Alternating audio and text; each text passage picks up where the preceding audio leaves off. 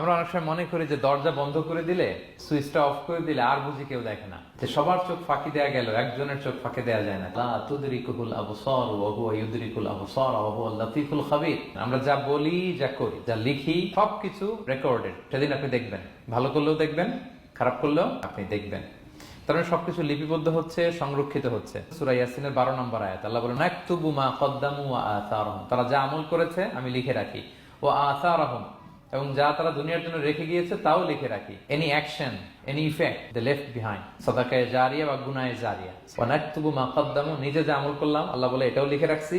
ওয়া আসারহুম, any effect you left behind in this দুনিয়া, যেটা আপনি রেখে গেছেন এটাও আল্লাহ লিখে রাখবেন। এবং অকুল্লা শাইইন আহসাইনাহু ফি ইমামিন মুবিন, আল্লাহ বলেন সবকিছু একটা নথির ভেতরে, এই নথি করে রাখছে আল্লাহ তাআলা আমাদের সবকিছু, যা করলাম, যেটার ইফেক্ট দুনিয়াতে আমি রেখে গেলাম।